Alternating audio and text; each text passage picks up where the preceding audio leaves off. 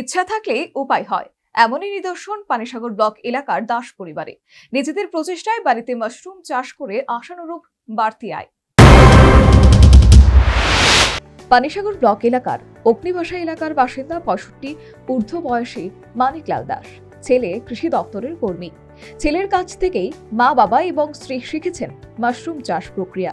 এরপর থেকেই 7 থেকে 8 বছর যাবৎ বাড়িতেই মাশরুম চাষ করে দিব্যি বাড়তি উপার্জন করে চলেছে এই মানিকলাল দাসের পরিবার।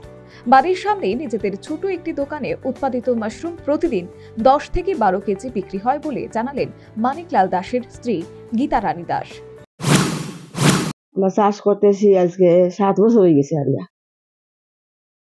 প্রথমে আমার ছেলে এগ্রিকালচার চাকরি করে, তো হে শিখাইয়া দিছে এটা এমনি করা, শিখছি, শিখিয়া ইয়া করিয়া ভালো চলছে।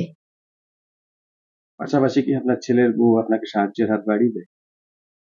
আমরা ঘর সদস্য যজন আছি সবাই সময় পাইলে সাহায্য করে। বিক্রি কিরকম হয়? আমরা বাজারে নেই না, কোনখানে নেই না। আমরা বাড়ির সামনে একটা দোকান বানাইছি, ওখানে বইয়ার থাকলে ডেইলি 10-12 কেজি, 5 কেজি, 10 কেজি, যে যত দিন যত চলি যায় গিয়া।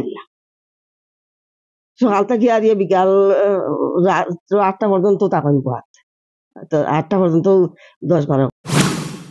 প্রতি কেজি মাশরুম 100 টাকা কেজি দরে বিক্রি হয়। প্রতিদিন গড় বিক্রি 10 থেকে 12 কেজি।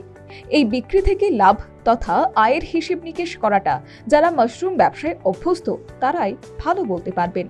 বিশেষজ্ঞদের মতে এক্ষেত্রে আয় প্রতিদিন ন্যূনতম 700 থেকে 800 টাকা। তাই যদি হয় তবে এই মানিকলাল দাসের পরিবারের মতো অন্যান্য উৎসাহীরাও যদি ঘরোয়াভাবে মাশরুম চাষে মনোযোগী হন, তবে অর্থ রোজগারে সরকার কিংবা অন্যান্যদের মুখাপেক্ষী হয়ে থাকা নিষ্প্রয়োজন। Bureau report, news vanguard.